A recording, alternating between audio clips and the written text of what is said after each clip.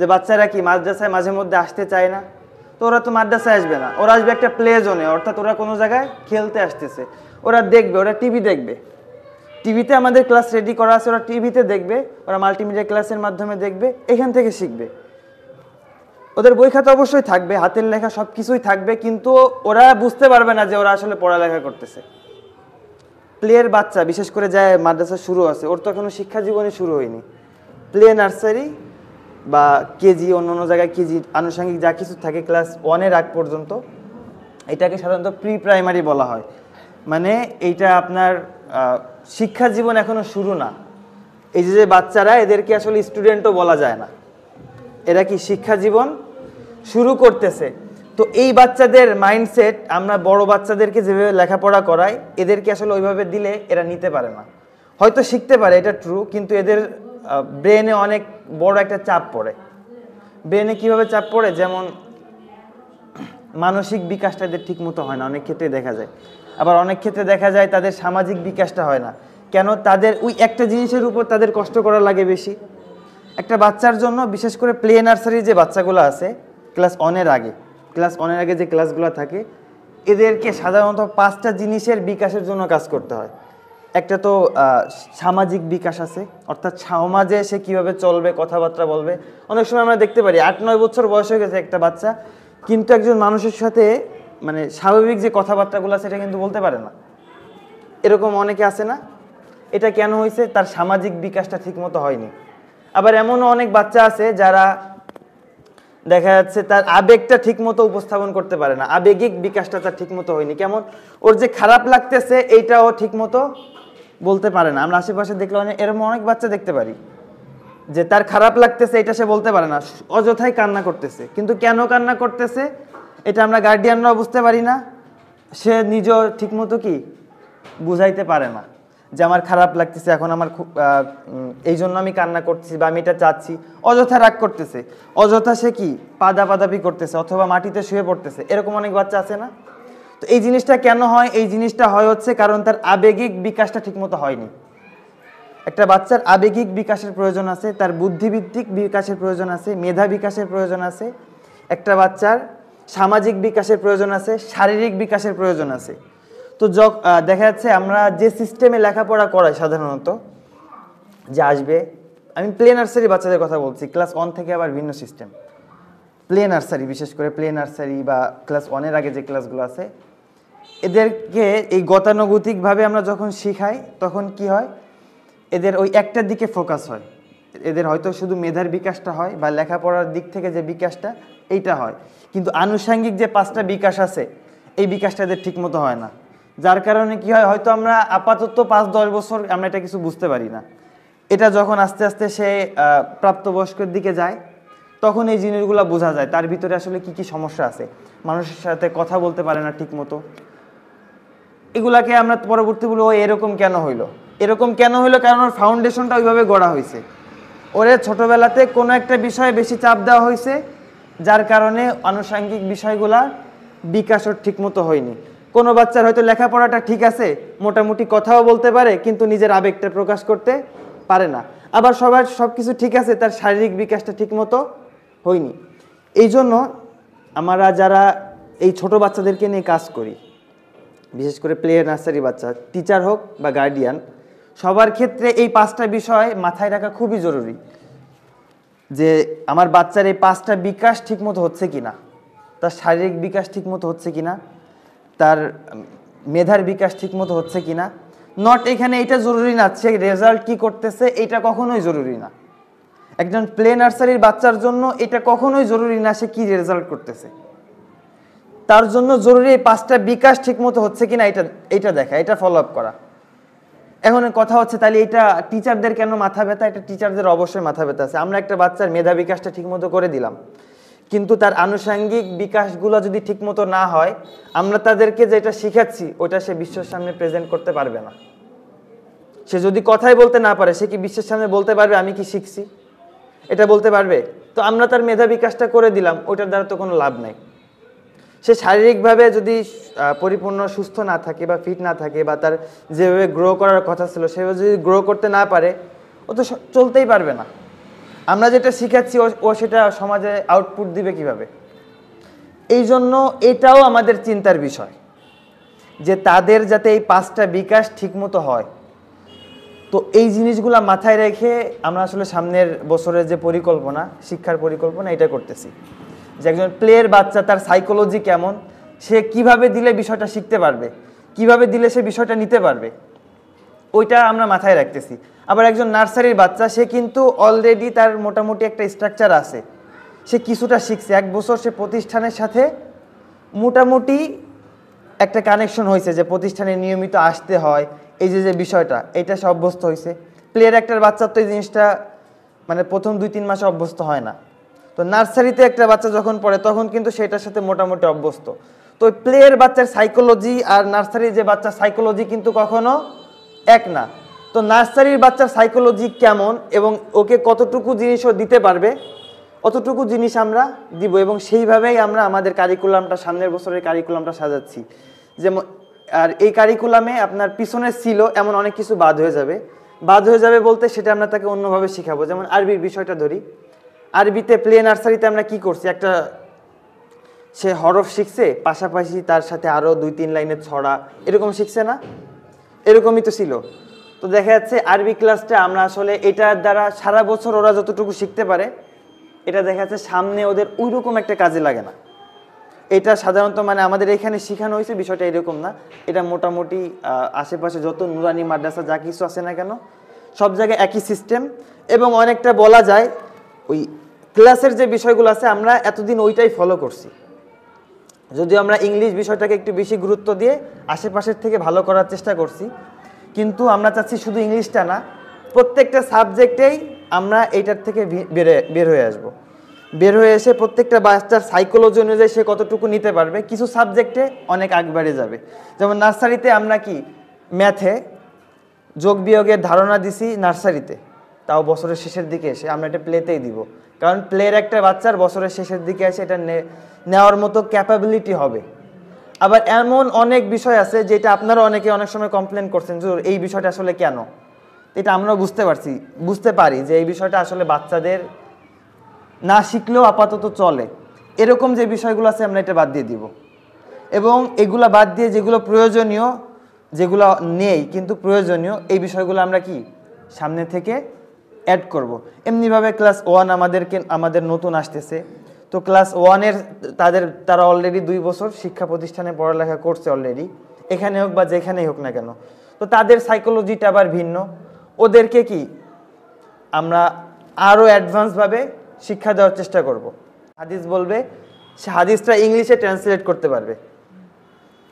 আমরা যে মাদ্রাসার সাথে ইন্টারন্যাশনাল আছে না, এটা শুধু নামেই যে ইন্টারন্যাশনাল, বিষয়টা এরকম না, আমাদের চিন্তাভাবনাটা আসলে ওই রকমই। একটা বাচ্চাকে আমরা ওইভাবেই গড়ে তুলতে চাই যাতে সে বাংলাদেশে তার অবস্থান কি আলোচনা কখনো এইটা থাকবে না, বিশ্বের সামনে আসলে তার অবস্থানটা কি, ওই লেভেলে একটা বাচ্চা যাইতে পারে। আমরা আসলে ওইটার জন্য কাজ করতেছি, একটা বাচ্চাকে আমরা কিভাবে ওই অবস্থানে নিয়ে যাইতে পারি, নট বাংলাদেশে তার অবস্থান কি, নট মতলবের ভিতর তার অবস্থান কি। এখন পুরো পৃথিবীটাকে একটা হচ্ছে গ্লোবাল ভিলেজ বলা হয়, মানে পুরো বিশ্ব নিয়ে একটা গ্রাম। এখন যদি শুধু আমি আমার গ্রামটা নিয়ে চিন্তা করি, আমার গ্রামে আমার অবস্থান কি, আমার গ্রামে আমার কয়জন লোক আমাকে চিনে, এখন কিন্তু বিশ্ব ব্যবস্থাটা আসলে ওই জায়গাটাতে পড়ে নাই। এখনকার বিশ্ব ব্যবস্থাটাকে বলা হয় কি গ্লোবাল ভিলেজ, মানে পুরো বিশ্ব মিলেই একটা গ্রামের মতো, আমরা এক ক্লিক করলে সবাইকে দেখতে পারি। তো আমরা যদি এখন শুধু মতলব বা শুধু চাঁদপুর বা শুধু বাংলাদেশ নিয়ে চিন্তা করি, ওইটা আসলে খুব একটা ওই রকম সুযোগ নাই। বা আমাদের যে জাতিকে আগায় নেওয়ার জন্য, জাতি বলতে আমি বাঙালি জাতি বোঝাচ্ছি না, মুসলিম জাতিকে আগায় নেওয়ার জন্য যে ক্যাপাবিলিটি দরকার, আমরা যখন শুধুমাত্র আমাদের জেলা বা আমাদের দেশ নিয়ে চিন্তা করব এবং ওই অনুযায়ী আগাবো, তখন আমরা আমাদের এই জাতিকে কখনো আগায় নিতে পারবো না। তো একটা বাচ্চা, আজকের যে বাচ্চা, সে কিন্তু আগামীতে লিডার হবে, এরকম না বিষয়টা, নাকি লিডার অন্য গ্রহ থেকে আসবে? আজকে যে বাচ্চা আছে সেই তো 30 বছর পরে লিডার হবে না? তো এই বাচ্চাগুলা কি অন্য গ্রহ থেকে বা অন্য কোনো জায়গা থেকে আসে এইরকম? আজকে আমার আপনার যে বাচ্চা আছে, এই বড় হয়ে কি আস্তে আস্তে লিডারশিপ হাতে নিবে। তো তার লিডারশিপের জন্য তার যে ক্যাপাবিলিটি দরকার, তার যে যোগ্যতা দরকার, ওই জিনিসটা আমরা তৈরি করার জন্য কাজ করব। এই জন্য তাদেরকে আমরা ইংলিশটা বেশি গুরুত্ব দিচ্ছি সব দিক থেকে। সে দেখা যাচ্ছে ক্লাস 1 পর্যন্ত আমরা যতটুকু রাখতেছি, যতটুকু হাদিস আছে, এর ভিতর তো আমরা কোরআনের ট্রান্সলেট ঢোকাই দিতে পারবো না। যতটুকু হাদিস আছে, যতটুকু দোয়া আছে, দোয়ার অর্থগুলা, এগুলো সব ইনশাল্লাহ তারা সামনের বছর থেকে ইংলিশে শিখবে। এবং হায়ার ম্যাথ, যত ম্যাথ আছে, ম্যাথগুলো আমরা ইংলিশে করানোর ট্রাই করব। এবং বাংলা বা আরবি যে সাবজেক্টগুলো আছে, এগুলো অবশ্যই তাদের সামনে একটা ভিজুয়াল থাকবে যে তারা কি শিখতেছে না শিখতেছে। এটা মাল্টিমিডিয়ার মাধ্যমে হবে, এবং বইগুলাতেও তাদের ওরকম কালারফুল বই হবে, রঙিন বই হবে, যার মাধ্যমে তারা আরও আনন্দের সাথে এবং আগ্রহের সাথে শিখতে পারবে। এটা কি আপনারা কখনো খেয়াল করছেন? আমার বাচ্চাকে যখন নতুন খাতা বা একটু বই টই দিই, তাদের লেখাপড়ার প্রতি একটু আগ্রহ থাকে না বেশি? এটা থাকে না? আবার তার খাতাটা যখন একটু পুরাতন হয়ে যায়, পেন্সিলটা ছোট হয়ে গেছে, তার জামা কাপড়গুলো ওই রকম পরিষ্কার পরিচ্ছন্ন না, তার আগ্রহ, আমরা এটা ফলো করি, এটা কিন্তু তার আগ্রহটা একটু হলেও ভাটা পড়ে। এটা অনেক, মানে আমি ব্যক্তিগতভাবে এই জিনিসটা খেয়াল করছি অনেক। একটা বাচ্চা একদিন পরিষ্কার পরিচ্ছন্ন পোশাক পরে আসছে, তার বই খাতাগুলা নতুন নতুন, একটু নতুন বই খাতা কিনছে, একটু নতুন ব্যাগ কিনে দিছে। আমাদের ওর গার্ডিয়ান মনে হয় আজকে আসেনি, ছোট একটা বাচ্চা আছে না, তামজিদ, চেনেন মনে হয় অনেকে। ও কিন্তু নতুন, মানে ও আগে পরে কোনো প্রতিষ্ঠানে পড়ে নাই, হয়তো 2 মাস হচ্ছে আমাদের এখানে আসছে। তো প্রথম 2-1 মাসও ক্লাসে বসতে চাইতো না, একটা বাচ্চা তো মাঝে মধ্যে বসতো না, একটু লেখাই দিতাম হাতে ধরে, এই পর্যন্ত ছিল ওর ক্লাস। আমাদের মাদ্রাসার ড্রেসও তো 2-3 মাসে, প্রথম 1-1.5 মাসের ভিতর বানায় উঠতে পারি নাই। তো সেদিন খেয়াল করলাম ও মাদ্রাসার ড্রেস পরে আসছে নতুন, মানে নতুন বানাই দিয়েছে, ওই দিনই ফার্স্ট পরে আসছে মাদ্রাসার ড্রেসটা। ওকে একটা বাসা থেকে নতুন ব্যাগ কিনে দিছে, আবার ওর নতুন খাতা কিনে দিছে, পুরাতন যে খাতাগুলো ছিল ও ছিঁড়ে ফেলছিল, নতুন খাতা কলম কিনে দিছে। ওই দিন কিন্তু ওকে একবারও বলি না যে তুমি পড়তে বসো। ও দেখলাম সুন্দর মতো ব্যাগটা এসে দেখাইলো, উস্তাদজি দেখেন নতুন ব্যাগ, জামা কাপড় একটু দেখাইলো। ওকে ওই দিন মোটেও বলা লাগে নাই যে বাবা তুমি বাইরে যাও না বা পড়তে বসো। একা একা দেখি নিজের খাতা বের করে নিজে লিখতেছে, নিজেই করতেছে, খাতা এনে দেখাচ্ছে, উস্তাদজি যে লিখছি।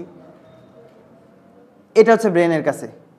বাচ্চার আশেপাশে এনভায়রনমেন্টটা যখন সুন্দর হবে, পরিবেশ যখন সুন্দর হবে, নিজের পোশাক, নিজের বই খাতা, এই জিনিসগুলো যখন ওর কাছে আরও অ্যাট্রাকটিভ লাগবে, যত আকর্ষণীয় লাগবে, ও পড়ালেখার প্রতি তত আরও বেশি গুরুত্ব দিতে পারবে। তো আমরা বই খাতা থেকে আমাদের সাইড থেকে যতটা সম্ভব আমরা ওটা ইনশাল্লাহ ওকে ওই পরিবেশটা দেওয়ার চেষ্টা করব। বই খাতা থেকে শুরু করে ওদের বই খাতা আমরা আর ওই সাদা কালো বই খাতা রাখবো না, ওদের বই হবে সব কালারফুল, যাতে ওদের দেখে ওটা পড়তে ইচ্ছা করে। যে বই পড়তে আসে না, যে বই পড়তে আমার ভালো লাগে না, পড়তে মনে চায় না, ওই যে মনে চায় না ওই জিনিসটাকে যাতে পড়তে ভালো লাগে, একটু বইটা খুলে দেখি, এই জিনিসটা যাতে একটা বাচ্চার ভিতর তৈরি হয়, এই জন্য আমরা কালারফুল বই রাখতেছি। একটা রুমের ভিতরে আমরা বর্তমানে যেটা আছে, আমাদের কিন্তু জায়গার তুলনায় বাচ্চা তুলনামূলক একটু বেশি, এটা আমরাও স্বীকার করি যে হ্যাঁ। তো দেখা যাচ্ছে আপনারা আসছেন যে যারা হচ্ছে কি পুরাতন গার্ডিয়ান আছেন এবং হচ্ছে অনাবাসিক, তাদেরকে ফোন দিচ্ছি। তো আমাদের আবাসিক বাচ্চা সহ, নতুন বাচ্চা সহ, কারণ আমরা সামনের বছরে যারা তাদেরকেও ভর্তি করানো অলরেডি শুরু করছি, কিছু কিছু ভর্তি নিচ্ছি। তো নতুন যারা আসছে সব মিলায় ওই রকম একটা সিচুয়েশন এই মুহূর্তে নেই। তো এই বিষয়গুলো আমরা সামনের বছর মাথায় রাখতেছি যে আমরা চাইলেই ঘন ঘন স্টুডেন্ট নিব না, যে আমাদের একটা রুমে আমরা সুন্দর মতো 20 জন ধরাইতে পারি বা 25 জন ধরাইতে পারি। রুমে যদি 25 জন ধরানোর মতো ক্যাপাবিলিটি থাকে, আমরা ওই রুমে ছাত্র দিব মাত্র 20 জন। আমরা কয়টা সিট রাখবো? মাত্র 20টা। যদি 25 জন ধরে আমরা সিট রাখবো মাত্র 20টা। যেই রুমে 30 জন ছাত্র ধরবে ওই রুমে আমরা সিট রাখবো মাত্র 25টা। কেন? একজন ছাত্র যখন ফাঁকা ফাঁকা একটু সুন্দর মতো বসবে, ওই যে প্রথমে বললাম পরিবেশটা, এটা অনেক ম্যাটার করে, এটা কিন্তু তার অটোমেটিক্যালি আসবে।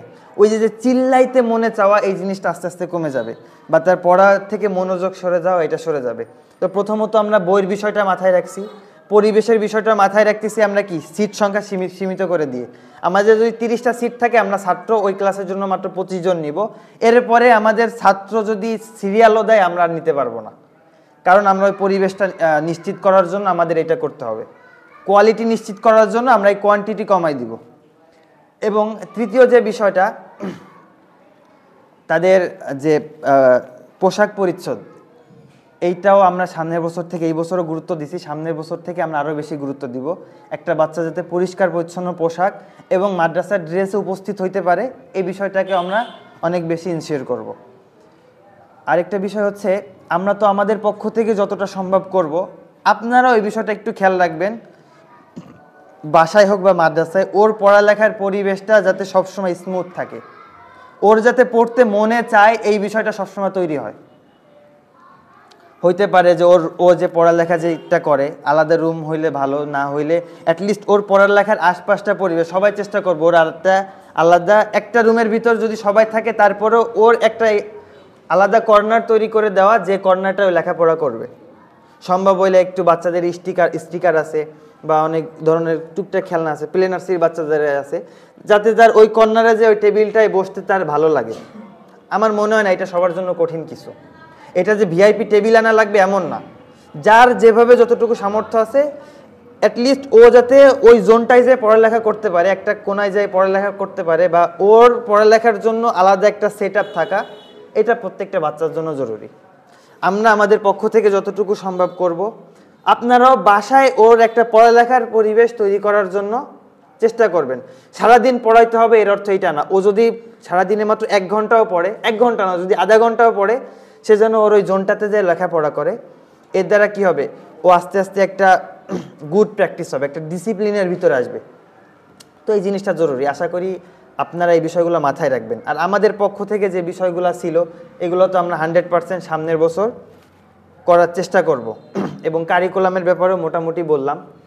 তো যেহেতু আমাদের পরিবেশের বিষয়ে বললাম যে আমরা পরিবেশ নিশ্চিত করার জন্য আমাদের আসন সংখ্যা সীমিত করে দিব, তো এই পরিবেশটা নিশ্চিত করার জন্য আমাদের আসন সংখ্যা যেহেতু সীমিত, আমাদের অলরেডি এক একটা রুমে দেখা যাচ্ছে 25 থেকে 30 জন বা 20 জন আমরা এইরকম সিট রাখবো। তো অলরেডি কিন্তু আমাদের প্রতিটা ক্লাসে 10-15 জন করে আছে। আর খুব বেশি আমরা নিতে পারবো না স্টুডেন্ট। কিন্তু আমরা যে পরিমাণে আলহামদুলিল্লাহ সাড়া পাচ্ছি অনলাইনে বা বিভিন্ন অফলাইনে, যে পরিমাণ ছাত্র আমাদের সাথে যোগাযোগ করছে সামনের বছরে ভর্তি হওয়ার জন্য, তো এই আশঙ্কায় যে আমরা যাতে পিছনে যারা ছিল এদেরকে আমাদের যাতে পরবর্তীতে সিট দিতে কষ্ট না হয়, এইটার জন্য আমরা আমাদের পুরাতন ছাত্রদের ভর্তির সুযোগটা আগে থেকেই দিতে চাচ্ছি। তো এইটা করার জন্য এবং পাশাপাশি বার্ষিক পরীক্ষাতে যাদের ছাত্ররা পরিপূর্ণ প্রস্তুতির সাথে অংশগ্রহণ করতে পারে, এইটা নিশ্চিত করতে এই দুইটা বিষয় মাথায় রেখে আমরা বার্ষিক পরীক্ষার আগে আমরা একটা মডেল টেস্ট পরীক্ষার আয়োজন করতে যাচ্ছি। তো এই পরীক্ষাটা হবে হচ্ছে আপনার 25 তারিখ থেকে, 25, 26, 27 এই 3 দিনে প্রতিদিন 2টা করে সাবজেক্ট পরীক্ষা হবে। 3 দিনে আমরা 6টা পরীক্ষা নিব এবং 30 তারিখে আমরা এই পরীক্ষার ফলাফল ঘোষণা করব। ফলাফল ঘোষণা করার পর যেসব ছাত্র আমাদের এখানে কিন্তু 35-এ পাস না, সাধারণ নিয়ম কি 33-এ 33% যদি পায় সে পাস, কিন্তু আমাদের এখানে এইটা না, আমাদের এখানে 60%-এ পাস, মানে 60% মার্ক পাইতে হবে, শতকরা 60 ভাগ, 100-র ভিতরে 60 কমপক্ষে পাইতে হবে, তাহলে সে পাস। আদারওয়াইজ আমরা পাস হিসেবে, মানে তারা সামনে ক্লাসে যাওয়ার জন্য ক্যাপাবল, এটা গণ্য করব না। তো এই মডেল টেস্ট পরীক্ষায় যারা গড় নাম্বার 60 রাখতে পারবে তারা 1 তারিখ থেকে, ডিসেম্বরের 1 তারিখ থেকে 12 তারিখ এই সময়টার ভিতরে ভর্তি হইতে পারবে সামনের বছরের জন্য। এবং এইটা ভর্তি হওয়ার জন্য আমরা জোর দিয়ে আহ্বান জানাচ্ছি, কারণ আমরা চাচ্ছি না আমাদের পুরাতন ছাত্রগুলা নেওয়ার ব্যাপারে আমাদের পরবর্তীতে চিন্তা করতে হয়। যেহেতু যদি ছাত্র এইভাবে আসে যে আমরা অলরেডি আমাদের ক্লাস 1-এ সিট আছে 15টা, সাপোজ বলতেছি, ধরেন আমাদের ক্লাসে সিট আছে 15টা, আমাদের নতুন স্টুডেন্ট যদি 15 জন চলে আসে, আমাদের পুরাতনগুলোকে আমরা কি করব? তারা যদি ভর্তি না হয় শুরুতে, আমরা যদি শুরুতে ভর্তি না নিতে পারি, সবাই তো ডিসেম্বর আর জানুয়ারিতে ভর্তি হবে। ডিসেম্বরে সাধারণত কি লাস্টের দিকে 20 থেকে 30 তারিখ এবং জানুয়ারির প্রথম 10-15 দিনে ভর্তি হওয়ার ব্যাপারে কি চিন্তা ভাবনা করে। তো দেখা যাচ্ছে আমরা যদি নতুনই 10-15 জন নিয়ে ফেলি, আমরা তো তাহলে আমাদের পিছনে যাদেরকে আমরা রেডি করছি ওদেরকে আমরা সিট দিতে পারবো না। তো এই জিনিসটা মাথায় রেখে আমরা আসলে এই সুযোগটার ব্যবস্থা করতেছি যে ডিসেম্বরের 1 তারিখ থেকে 30 তারিখে যেহেতু আমরা ফলাফল ঘোষণা করতেছি, তো ওখানে যারা গড় নাম্বার 60 রাখতে পারবে, সব সাবজেক্ট মিলাই যে পার সাবজেক্টে 60 করে আসে, এইরকম নাম্বার যারা রাখতে পারবে তারা সামনের ক্লাসে যাইতে পারবে। তো তাদের ভর্তি 1 তারিখ থেকে 12 তারিখের ভিতরে আমরা ভর্তি কমপ্লিট করে ফেলবো, ডিসেম্বরের 1 তারিখ থেকে 12 তারিখের ভিতরে। এবং যারা এই পরীক্ষায় ওই 60 নাম্বার পর্যন্ত পায়নি, গড় নাম্বার 60 পায়নি, তাদের জন্য আমরা আরেকটা সুযোগ রাখবো। তারা বার্ষিক পরীক্ষা দিয়ে এখন ফর্ম ফিল আপ করে রাখতে পারবে, কিন্তু তাদেরকে আমরা সামনের ক্লাসে ভর্তি নিতে পারবো না। তারা ফর্ম ফিল আপ করে রাখতে পারে, তারা বার্ষিক পরীক্ষা দিয়ে বার্ষিক পরীক্ষায় যদি অতটুকু উত্তীর্ণ হইতে পারে, যেহেতু মডেল টেস্ট পরীক্ষা আর বার্ষিক পরীক্ষার প্রশ্ন খুব একটা ডিফারেন্ট হবে না, অনেকটা কাছাকাছি, হয়তো সামান্য একটু বেশ কম হইতে পারে। তো এই পরীক্ষাটা যেহেতু তার প্রস্তুতি পরিপূর্ণ হয়ে যাবে এবং সে কি পারে নাই ওই বিষয়গুলোর জন্য সে আবারও ঠিক করার সময় পাবে। তো আশা করতেছি এরকম যদি 2-1 থাকেও যে 60% নাম্বার পায়নি, তো তার জন্য ওই সুযোগটা আছে যে সে বার্ষিক পরীক্ষায় যদি 60% নাম্বার তুলতে পারে তাকে আমরা সামনের ক্লাসে ভর্তি নিব, আদারওয়াইজ তার ওই ক্লাসে আবারও থাকতে হবে। আশা করতেছি এরকম স্টুডেন্ট আমাদের খুব বেশি হয়তো নাই। যারাই আসে না কেন, ওরা হয়তো 2-1 দিন হয়েছে আসছে বা 2-1 মাস হয়েছে আসছে, অথবা শুরু থেকে হয়তো পড়ালেখার প্রতি ওইরকমই ছিল না। যেমন অনেকে আছে বাচ্চা, ওই যে আরহাম, ওকে তো আমরা নার্সারিতে দিব না, কথা বলতেছি আর কি। তো এইরকম যারা আছে নতুন 2-1 মাসের জন্য আসছে, এরা হয়তো ওই ক্লাসেই থেকে যাবে এবং এদের ভর্তিটা আমরা ওইভাবেই নিব। যারা সামনের ক্লাসে দিতে চায় তাদের জন্য শুধু এই ব্যবস্থাটা, যে তারা যদি 60% মার্ক আপনার বাচ্চা না পায়, সেক্ষেত্রে ফাইনাল পরীক্ষা পর্যন্ত অপেক্ষা করতে হবে, কিন্তু এখন ফর্ম ফিল আপ করে রাখতে পারবেন। যদি 60% নাম্বার পায় তাহলে সামনের ক্লাসের জন্য ভর্তি হতে পারে, বা প্রশ্ন কি আসবে বা এই জাতীয় যদি কোনো প্রশ্ন থাকে আপনারা করতে পারেন, অথবা সামনের বছরের নিয়ে যদি কোনো প্রশ্ন থাকে। ও একটা জিনিস আমি ভুলে গেছি, আমাদের যে এনভায়রনমেন্টগুলোর কথা বললাম, আমরা সামনের বছরে যে উন্নতিগুলো আনতেছি আমাদের পরিবেশের, তো দেখা যাচ্ছে এইখানে অর্থনৈতিকও একটা বিষয় চলে আসে। যেমন আমাদের একটা ক্লাসরুমে আমরা 30 জন নিতে পারতাম, আমরা নিচ্ছি 25 জন। কেন? তার ওই পরিবেশটা নিশ্চিত করার জন্য, যাতে সে সুন্দর মতো পড়তে পারে, আগ্রহের সাথে পড়তে পারে। আমরা কিন্তু 30 জন স্টুডেন্ট নিচ্ছি না। তো প্রতিষ্ঠানে অবশ্যই প্রাইভেট প্রতিষ্ঠান হিসেবে আমাদের অর্থনৈতিক কিছু বিষয় থাকে। আমরা 30টা বাচ্চার থেকে যদি ফি নিতাম, আমরা কিন্তু ওইভাবে নিতে পারতাম, অবশ্যই আমরা ওইভাবে নিতে পারতাম। 30টা বাচ্চা থেকে ফি আমরা কিন্তু ওইভাবে নিচ্ছি না।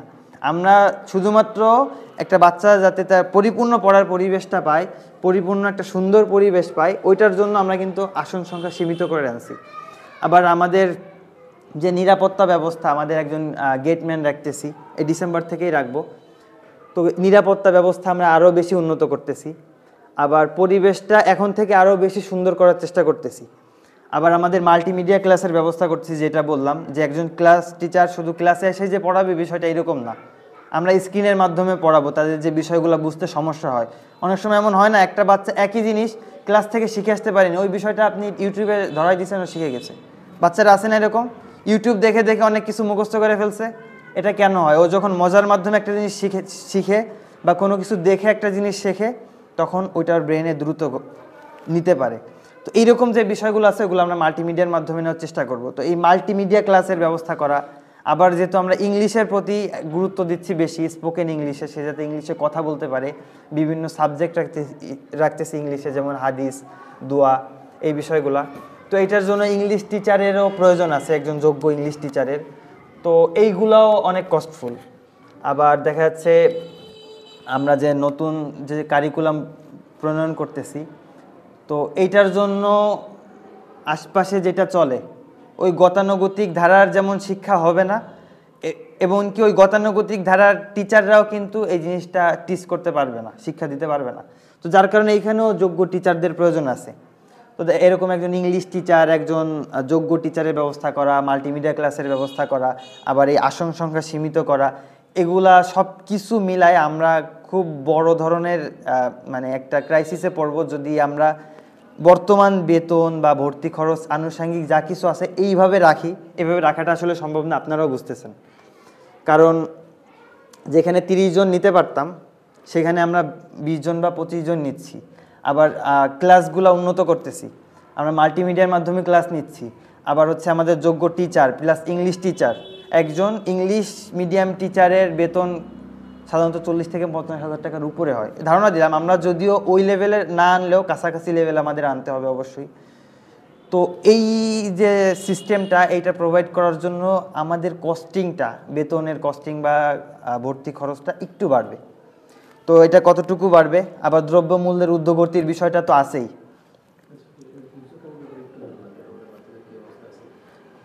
আচ্ছা, কস্টিংয়ের ব্যাপারে হিফজ বিভাগের বিষয়টা নিয়ে একটু বলি। হিফজ বিভাগের আমরা তো যে ধরনের ছাত্র নিয়ে আসলে শুরু করছিলাম, আমাদের অধিকাংশ ছাত্র ছিল ঝরে পড়া। এটার কারণ কি, আমাদের গেট লক সিস্টেম, কেউ বেরোইতে পারবে না চাইলেই। আবার হচ্ছে আমাদের আবাসিক ব্যবস্থাটা যেহেতু ভালো, তো অন্য অন্য জায়গা থেকে যে বাচ্চাগুলো পড়তে চায় না, যেমন এলাকার বাইরে গিয়ে পড়তে চায় না, থাকতে চায় না, ভালো ভালো প্রতিষ্ঠানে থাকতে পারে না, আবার তাদের বাবা মামারা চায় যে একটা ভালো প্রতিষ্ঠানে পড়ালেখা করুক, এই ধরনের যারা ঝরে পড়া বাচ্চা আছে, যে অন্য জায়গায় যেয়ে ঠিকমতো পড়াশোনা করতে চায় না, আমাদের এই ধরনের স্টুডেন্টের সংখ্যাটা আসলে বেশি ছিল। তার মানে আমরা মেধাবী স্টুডেন্ট নিয়ে শুরু করি নাই, আমরা মেধাবী ক্রিয়েট করছি, ওদেরকে মেধাবী তৈরি করছি। তো ওই পজিশন থেকে আমরা শুরু করছি যে ঝরে পড়া বাচ্চাদেরকে নিয়ে শুরু, যারা কোনো জায়গা দিলে পালাই চলে আসতো, আবার ঠিকমতো পড়ালেখা করতো না, গুরুত্বের সাথে নিত না বিষয়গুলা। তো ওই বাচ্চাগুলোকে নিয়ে আমরা শুরু করছি। 1 বছরের মধ্যে আল্লাহ পাক রব্বুল আলামিনের দরবারে শুকরিয়া যে আমরা এই অবস্থান পর্যন্ত উনি আমাদেরকে আনছেন। আমরা তাদের কোয়ালিটিটা ইন্টারন্যাশনালভাবে যাতে তারা বিভিন্ন প্রতিযোগিতায় পার্টিসিপেট করতে পারে, আমরা আস্তে আস্তে ওই দিকে আগাচ্ছি। আমি বলতেছি না যে আমরা এখনই ওই পর্যায়ে চলে গেছি, আমরা ইনশাল্লাহ ধীরে ধীরে ওই দিকে আগাচ্ছি। এবং খুব শীঘ্রই আমাদের 22 তারিখে একটা প্রতিযোগিতা আছে, এটা মনে হয় থানা পর্যায়ে একটা প্রতিযোগিতা। ওই প্রতিযোগিতায়ও আমাদের এখান থেকে স্টুডেন্ট পার্টিসিপেট করবে। তো ইনশাল্লাহ আস্তে আস্তে আমরা এই জিনিসগুলো আস্তে আস্তে আরও বাড়াবো। থানা পর্যায় থেকে জেলা পর্যায় থেকে জাতীয় পর্যায়ে, ইন্টারন্যাশনাল পর্যায়ে ইনশাল্লাহ যাবে। তো আস্তে আস্তে আমরা ওইদিকে আগাচ্ছি। রাইট নাও আমরা যে পজিশনে আছি, আমরা তাদেরকে ওই যে তাদের ঝরে পড়ার যে বিষয়টা, ঝরে পড়া স্টুডেন্ট ছিল, একটা ট্যাগ ছিল না তাদের নামের উপরে, ঝরে পড়া স্টুডেন্ট, ওই জায়গাটা থেকে তাদেরকে আমরা অলরেডি অনেককে নিয়ে আসছি। যে তারা ঝরে পড়া স্টুডেন্ট এখন না, তারা এখন মনোযোগী স্টুডেন্ট, তারা মনোযোগ দিয়ে পড়াশোনা করতেছে। এবং তাদের পিছনে অনেকের আছে হিফজ বিভাগে যারা পড়ে আসছে, ভুলে গেছে, ওই জিনিসগুলা তাদেরকে আমরা ইয়াদ করাইতে সক্ষম হয়েছি পুনরায়। এবং অনেকের ছিল যারা পড়াটা সুন্দর ছিল না, পড়াটার তেলাওয়াত সুন্দর ছিল না, বা তাদের লাহান সুন্দর ছিল না, ওই বিষয়টার জন্য আমরা কাজ করতেছি। আমাদের প্রতি সপ্তাহে বাইরে থেকে একজন কারি সাহেব আসে, যিনি প্রতি সপ্তাহে 2 থেকে 3 দিন তাদেরকে মাস্ক করায় বিকালবেলা। যারা বিকালে মাঝে মধ্যে আসেন দেখছেন হয়তো, বাইরে থেকে এসে তাদেরকে মাস্ক করানো হয়। আবার আমাদের হাফেজ সাহেব যিনি আছেন, উনিও প্রতিদিন রাতে তাদেরকে এটা প্র্যাকটিস করায় যে ইন্টারন্যাশনাল মানের পড়াটা তাদের কিভাবে আসবে, ওইভাবে তাদেরকে প্রস্তুত করায়। তো আলহামদুলিল্লাহ আমরা এইভাবে আগায় যাচ্ছি ধীরে ধীরে। আর সাথে সাথে তাদের ইংরেজির যে ব্যাপারটা আছে, আমরা তো নুরানিতে তো ইংরেজি আনতেছি, আর হিফজ বিভাগের যে ইংরেজি বিষয়টা আছে, এটা আপনারা মনে হয় ইউটিউবে বা ফেসবুকে দেখছেন বেশ কিছু বিষয়, যে তারা ইংলিশে কথা বলতেছে বা তারা ইংলিশে কনভারসেশন করতেছে। তো এই বিষয়গুলো আমরা অনেক বেশি গুরুত্ব দিচ্ছি। তাদের প্রতিদিন 2টা করে ইংলিশ ক্লাস হচ্ছে। একটা ক্লাসে তারা ইংলিশ শিখতেছে টিচারের মাধ্যমে, আরেকটা ক্লাসে তারা মাল্টিমিডিয়ার মাধ্যমে শিখতেছে শুনে শুনে। প্রতিদিন হিফজ বিভাগে 2টা ক্লাস হচ্ছে শুধু ইংলিশে, যাতে তারা ইংলিশে কথা বলতে পারে। এবং আমরা আস্তে আস্তে ওই সেটআপের দিকে যাচ্ছি যাতে আমাদের ভিতরে কোনো বাংলা কথা চলবে না। একজন দেশের বাইরে থেকেও যদি লোক আসে, তারাও যাতে এদের সাথে কথা বলতে পারে, এদের সাথে তথ্য আদান প্রদান করতে পারে, এবং তাদের সাথে যাতে এরা মিলে চলতে পারে, ওই অনুযায়ী আমরা তাদেরকে তৈরি করতেছি। তাদের কথাবার্তা, চলাফেরা সব কিছুই প্রত্যেকটা জায়গাতেই তারা যাতে ইংলিশে বলতে পারে, ইংলিশে চলাফেরা করতে পারে, কথাবার্তা বলতে পারে। আস্তে আস্তে আমরা ওই সেটআপের দিকে যাচ্ছি। এবং আলহামদুলিল্লাহ আমরা যদি বলি আমরা 70% এটা অ্যাচিভ করতে পারছি, এটা বেশি হবে না। আমরা 70% এরকম করে ফেলতে পারছি যে আমাদের বাচ্চারা চাইলে এখন সব কথা ইংলিশে বলতে পারে। 2-1টা হয়তো মাঝে মধ্যে ছুটে যাবে, আদারওয়াইজ পুরো ইংরেজদের মতনই। তো এই বিষয়টাকে আমরা অনেক বেশি গুরুত্ব দিচ্ছি হিফজ বিভাগেও। আলহামদুলিল্লাহ আল্লাহ আমাদেরকে এই অবস্থানে আনছেন। এবং ইনশাল্লাহ আমরা সামনে এই জিনিসটাকে আরও বেশি গুরুত্বের সাথে আগায় নিব এবং হিজবি বিভাগের পরিবেশটা আমরা সামনে আরও বেশি সুন্দর করার চেষ্টা করব এবং এইটা নিয়েও আমাদের অনেক প্ল্যান আছে, যেহেতু আমাদের আজকে ওই টপিকটা নিয়ে আলোচনার বিষয় ছিল না, টুকটাক ধারণা দিলাম আর কি। আমাদের হিজবি বিভাগটাও নিয়েও আমাদের প্ল্যান আছে।